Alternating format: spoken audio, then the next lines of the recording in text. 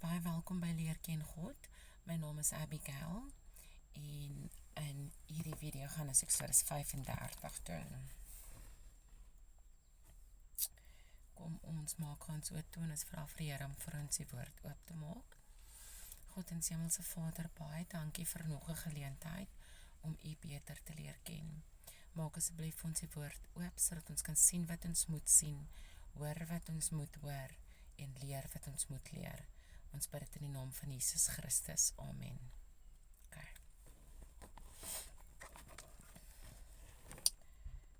Gifte vir die tabernakel. Toe het Moses die hele vergadering van die kinders van Israel bymekaar laat kom en aan hulle gesê: Dit is die woorde wat die Here beveel het om te doen. 6 dae lank kan daar werk verrig word, maar op die 7de dag moet daar vir julle 'n heiligheid, 'n dag van volkome rus wees tot eer van die Here. Elkeen wat daarop werk verrig, moet gedood word. Julle mag op die Sabbat geen vuur aansteek in enigeen van julle woonplekke nie.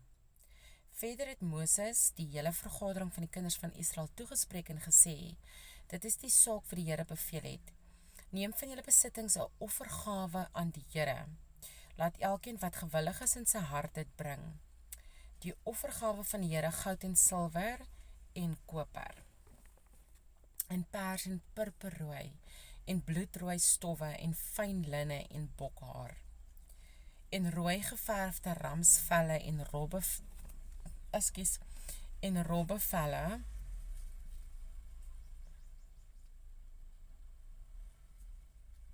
en akasiëhout.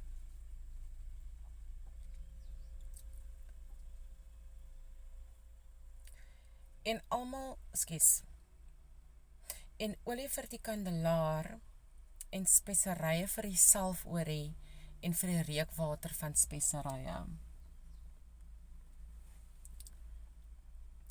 En onyxstene en stene om in te lê vir die skouerkleed en die borstas.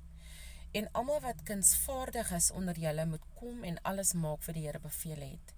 Die tabernakel, sy tent en sy dekkleed, sy hakkies en sy style vir dwarshoute, sy pilare en sy voetstukke. Die ark en sy draaghoute, die versoendeksel en die voorhangsel tot bedekking. Die tafel met sy draaghoute en al sy gereedskap en die toonbrode. En die kandelaar tot verligting met sy gereedskap en sy lampe en die olie vir die kandelaar.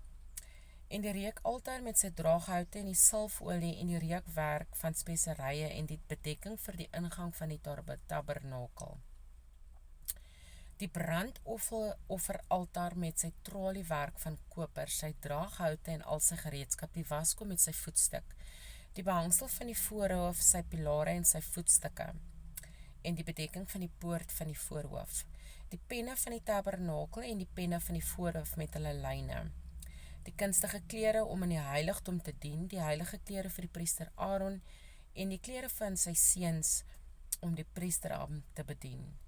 Toe het die hele vergadering van die kinders van Israel van Moses af weggegaan, en elkeen wie sy hart hom opgewek en elkeen wie sy gees hom aangedryf het gekom. Hulle het die offergawe van die Here gebring vir die werk aan die tent van samekoms en vir sy hele bediening en vir die heilige klere. Die manne het met die vroue gekom, elkeen wat gewillig van hart was.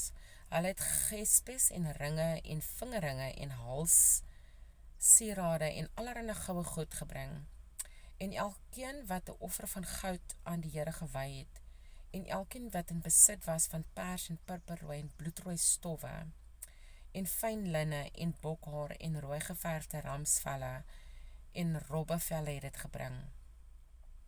Elkeen wat 'n offergawe van silwer of koper kon aanbied, het die offergawe van die Here gebring, en elkeen wat akasiëhout besit het, wat oral by die werk kon gebruik word, het dit gebring.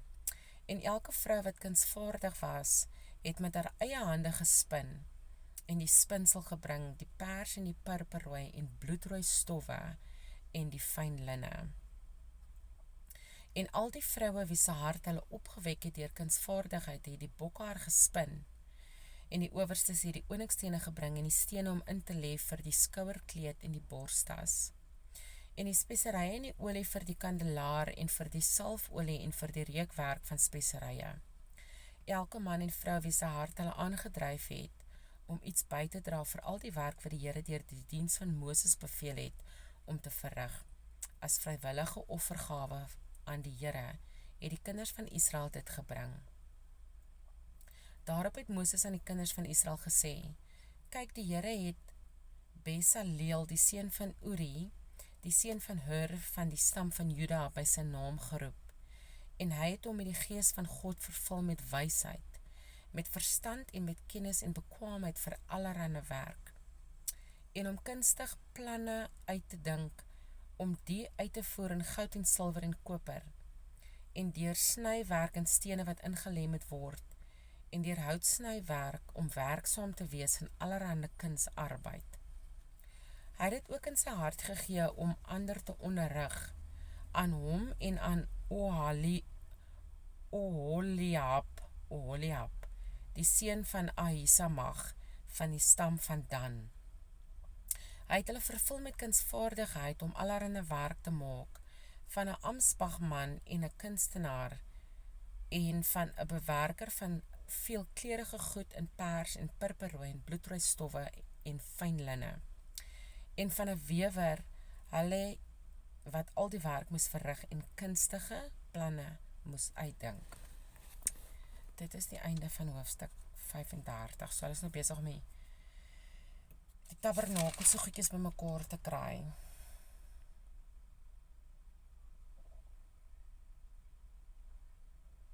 Okay, dis die einde van hoofstuk 35, tot 'n volgende keer.